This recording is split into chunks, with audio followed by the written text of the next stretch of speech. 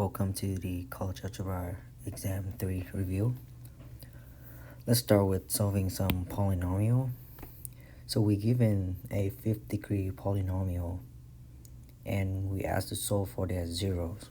Because it is a fifth degree polynomial, then we can expect 5 zeros, right?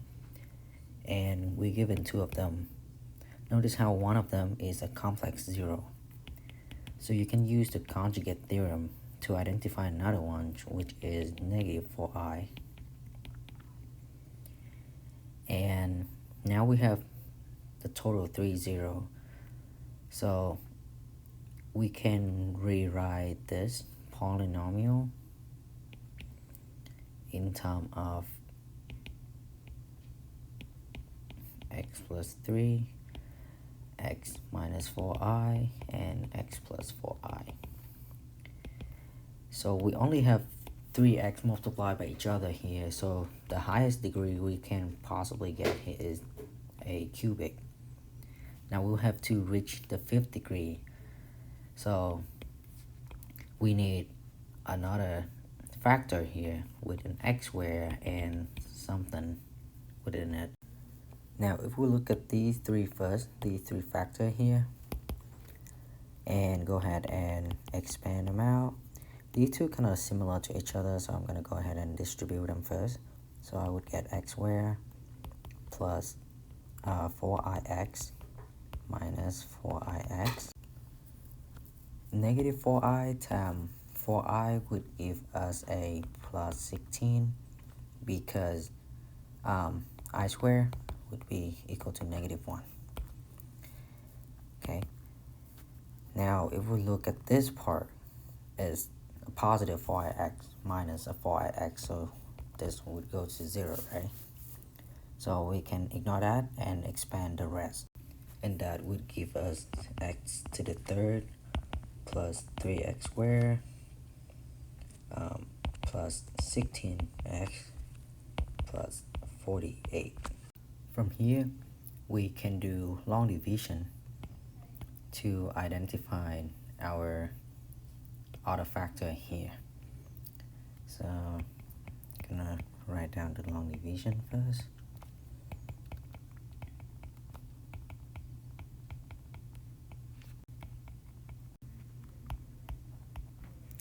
And on this left hand side we have the factor that we just expand.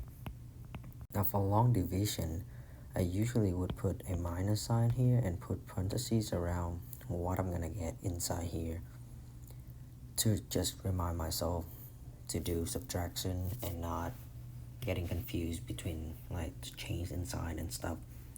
So I want an x to the fifth here. I have x cubed. That means I need to multiply that by x squared, right? So I'm gonna put x squared there and then multiply it back down. That would give me x to the fifth plus 3x4 plus 16x cubed, and we're gonna keep going. Okay, now subtract top row to the next row. That would give me 0 plus 0 minus 2x cubed minus 6x squared. And then I'm gonna drag these down. Actually, there should be an x here, my bad. Okay, now we're gonna repeat the same process pretty much. So I need a negative 2x cubed. I already have an x cubed, so I'm just gonna multiply by negative 2, and same process, negative 6x squared, negative 32x, and negative 96. So notice how the top row and the second row look exactly the same, and we have a subtraction here. That means all we get gonna be 0 0 0 0, right? So this factor gonna go here. Okay, so this is the complete factor of the polynomial f of x. Okay, now we already have the first 3 zeros, so we gotta solve for this last one. So I'm just gonna write them down here. X squared minus 2 equals 0. Okay, that means if we add 2 both sides, we would have x squared equal 2. And then we're gonna take the square root. Well, when we take the square root, right, we have to consider two solutions, which is the plus and minus of square root of 2. So these are two more 0 to your polynomial. So all the 0 are -3, plus minus 4i, and plus minus square root of 2. Moving on to question 2, we also have to find a 0 and their multiplicity of this 5th-degree polynomial. So let's start with finding some possible rational 0. And you could do that by identifying the factor of the coefficient of the highest degree term and the lowest degree term, the coefficient of the lowest degree term, which would be plus and minus 1, plus minus 2, plus minus 4, plus minus 5, plus minus 10, plus minus 20, and these two as well. So here are all your possible rational 0. And to see which one is our actual 0 for this function, you can just go ahead and plot this function in your calculator. From that, you'll be able to identify that, okay, there's a 0 at -5/2, and there's a bounds at x equal 1, which means that the multiplicity here is 2. Okay. Then same process as the previous one. You would want to write these in factor form. Okay, so the total degree of the highest term here would be 3. Then we're expecting an x squared and something else here to complete our 5th-degree polynomial. Now you're gonna go ahead and expand this. That would give you x cubed minus actually plus 1/2 x squared minus 4x plus 5/2. And if you go ahead and do long division for this by using the expansion of your factor here, just do the same process as the previous question. You would be able to get 2x squared plus 8, and this would go here. With what we have, we can rewrite this polynomial in factor form like this. Okay, now we know these two. Now we have to look into this one to find the last two 0 of our polynomial. Okay, so I want to subtract a both sides, and then I want to divide 2 both sides, and then I want to take the square root to get my x. Well, notice how we have a -4 here. So if we take the square root, right, it will turn into a complex number. Okay, well, square root of 4 would just be 2, so you end up having plus and minus 2i. So all the 0 for this polynomial would be x equal to -5/2, and then you have a 1 with the multiplicity of 2. Actually, let's just state the multiplicity for this 2, which is 1, and then you have plus and minus 2i, so 2i multiplicity is 1, and minus 2i multiplicity also 1. So 1, 2, 3, 4, 5. Yep, the total of 5 0 here. So for question 3, we need to find a polynomial of degree 3 in standard form with integer coefficient with the 0 of these two. Okay, Again, we have a complex zero. That just means we can use the conjugate theorem and identify another zero.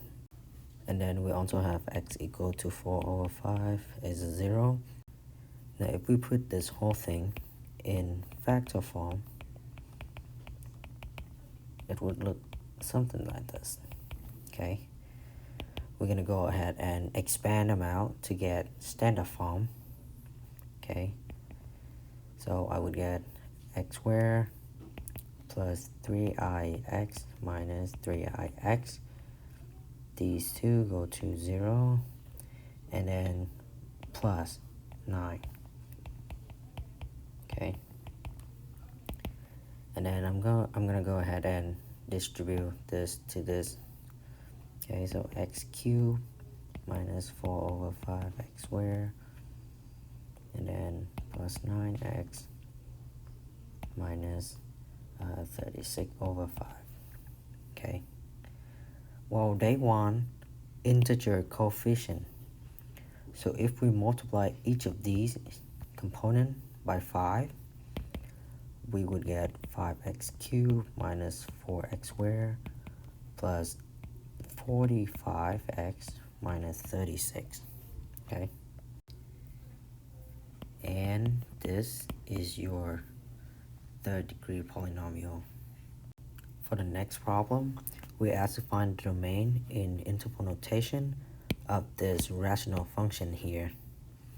Okay, so to find the domain of rational function, we want to look at the denominator.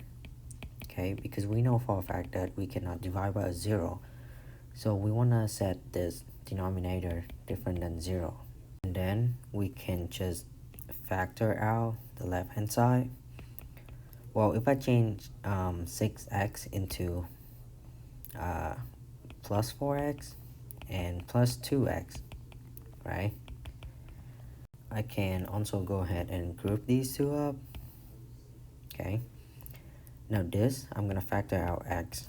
That would give me x plus 4 inside. Here I'm gonna factor out 2, and that also would give me x plus 4 inside. So these two have x plus 4 in common. I'm gonna factor that out too. Yep, and this is my denominator in factor form. From this, I would be able to tell that, okay, I want x different than minus 4, and I also want x different than negative 2. Let's quickly draw a number line. Negative 4 here, negative 2 here, and let's say zeros here, right? I don't want negative 4, and I don't want negative 2, but I want everything else in red, right? So to put that in interval notation, my domain would be from negative infinity, negative 4 to negative 4, because we don't want it, so parentheses, and we want to union that to from negative 4 to negative 2, also union that from negative 2 to infinity, and this is our domain for this rational function. All right, so number 5, it says find the vertical asymptotes of the following functions. So vertical asymptotes are going to be when the denominator is equal to 0. Okay, and so and that's assuming that we don't have anything that so anyway, so that's a start. So if I look at the first one, I could say that this is equal to 3 over, and I can factor the bottom, and it looks like x, let's see, 18 is 6 times 3, so maybe a 3 and a 6, and I want the 3 to be negative, so I'll do that. And so for this one, I get that the denominator is negative when x is equal to negative 3 and when x is equal to 6. And there's no cancellation with what's going on the top, and so that ends up being our two asymptotes. For the next one, I can factor the bottom. I get x minus 5 over, and that is x squared plus 16. That actually does not factor because it only has it only has imaginary roots. So if I think about x squared plus 16, on a graph that looks like this. It's like shifted up by 16. So it doesn't have any zeros. It doesn't ever go through 0. So this has no asymptotes, no vertical asymptotes. There's no values of x that make the denominator equal to 0. And then the next one, I can factor the bottom, and I get x plus 2 over, and I have x plus 2, x minus 3. And so what I see here is that this divided by that makes 1. And so what I'm left with is x minus 3, in the denominator. And so x equals 3 is a vertical asymptote. And what happens with that x plus 2? Well, that is telling me that there is a hole when x is equal to minus 2. So when you get that x plus 2 over x plus 2, when you have the same factor in the numerator and denominator, that just tells that you have a hole in the graph. Okay, so the next one, finding horizontal asymptotes. So the thing we want to look for is the power of the highest power of x. And so if I look at this one, I can see that the degree of the top is greater than the degree of the bottom. So as x gets bigger and bigger, the top is going to grow faster. And so this one is going to have no horizontal asymptote. And the reason is that the degree of the top is greater than the degree of the bottom. This one here will have the degree of the bottom is greater. So as x gets bigger and bigger, the bottom of that fraction will get bigger. So this thing will go to 0. So the horizontal asymptote there is y equals 0. This one has the same degree in the top and bottom. And so I'm going to take those coefficients of the x's. And so the horizontal asymptote is y equal 2/3. The next one, I want to see if a slant asymptote exists. So what I want to do is look at this one. I have 2x cubed minus 5x plus 3 over x plus 2. And so if I look at that one, if I divided 2x cubed by x plus 2, I'd have a quadratic left. And so that one will not have a slant asymptote. In fact, it'll have this like quadratic kind of asymptote, but it's asking for a slant asymptote. So this has no slant asymptote. Okay, this one here, we have 2x cubed plus 3x squared minus 5x plus 2. It could have a slant asymptote because the degree of the top is 1 greater than the degree of the bottom. So we can use long division to see if we can find that asymptote. So I'm going to just divide it out. 2x cubed. I don't know why it keeps switching to a eraser on me. 2x cubed minus 3x squared minus 5x plus 2. And I want to divide out x squared minus 5. And so I can say that this goes in 2x times. So 2x times x squared is 2x cubed. 2x times 0x is 0x squared. 2x times negative 5 is minus 10x. And then I want to subtract that. So subtract all of that. And I get negative 3x squared plus 5x plus 2. So I can do a minus 3 here. Negative 3 times x squared is minus 3x squared. Minus 3 times 0x is minus 0x. And minus 3 times minus 5 is plus 15. And then I want to subtract that. See what I get? So I get 5x minus 13. So that is my slant asymptote, is 5x. Ooh, hang on. What did I do wrong here? Oh, I see. That's the remainder. Hang on. That is not the asymptote. The slant asymptote is this guy up here, what I divided. So 2x minus 3, 2x plus 3. On the key it says plus 3, and I have a minus 3. So maybe I made a sign error in there somewhere. But anyhow, you would divide them out, and whatever that you get when you divide would be the slant asymptote. So the key has 2x plus 3. So either I made a mistake or the key did. I'm not sure. Then I want to find the x and y intercepts of the following functions. So to find an x-intercept, you want to, to find a y-intercept, I want to plug in 0. So if I plug in 0 to this f, so f of 0, that's going to be 0 plus 3, 0 minus 5, over 0 plus 4, 0 minus 3. And so that gives me positive, let's see, 3 divided by 3 makes 1. So I get a positive 5/4. So the y-intercept is 0 5/4. And for the x-intercepts, I want to set that thing equal to 0. So 0 equals x minus 3, or plus 3, x minus 5, over x plus 4, x minus 3. So since this is a fraction, I can really just focus on the top. So if I set that top equal to 0, I'll get x equal negative 3 and x equal 5. And so my x-intercepts are negative 3, 0, and 5, 0 for the first one, for f. Okay, so for g, I want to find my y-intercept by plugging in 0. So g of 0 is going to be 2 over 3. So that's my y-intercept is 0, 2 over 3.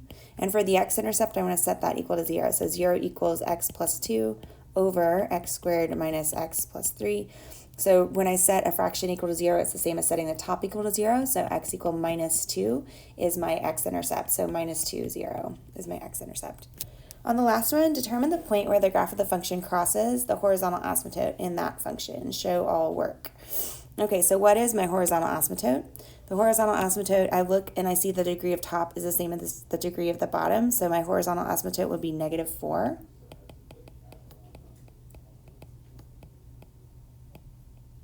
And so what I want to see is when this thing crosses that line. So I can set negative 4 equal to negative 4x squared plus 5x minus 1 over x squared plus 2.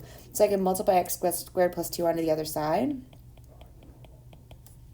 So I get negative 4x squared minus 8x when I subtract that over. Oh, sorry, not 8x, just 8. Equals negative 4x squared plus 5x minus 1. And then I can add everything over to one side. And if I add that over, I'll get actually the 4x squared. So if I add 4x squared to both sides, that makes 0.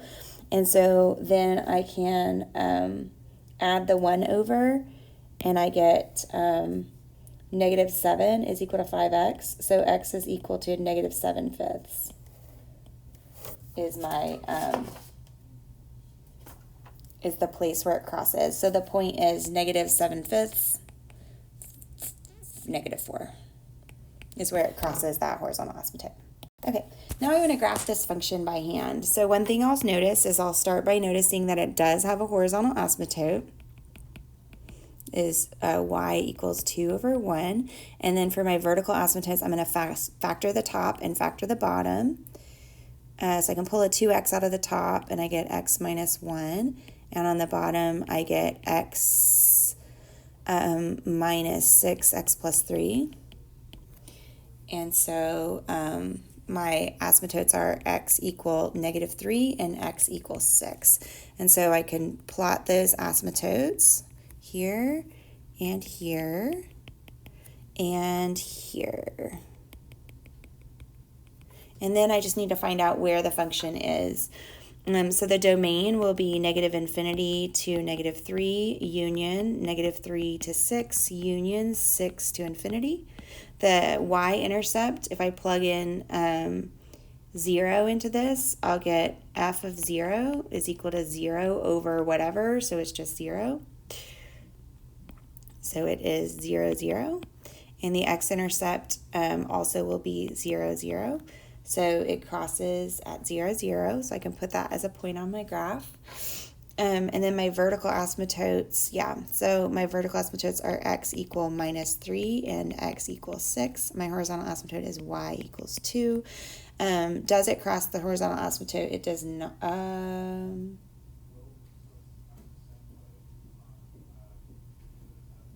Okay, does it cross the horizontal asymptote? I'm not sure. Okay, so the horizontal asymptote is at 2, so I can set 2 equal to this thing.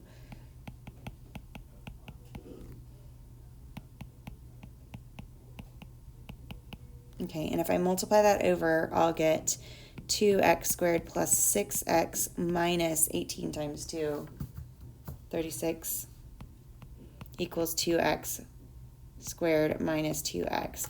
And so I can subtract 2x squared from both sides. I can move that over, so I get 6 plus 8, so 8x equals 36, and so x is equal to 36 divided by 8.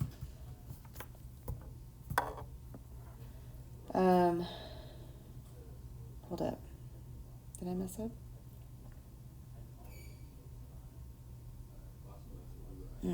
It says it's supposed to be at -9. So what did I mess up here? 2x squared minus 2x.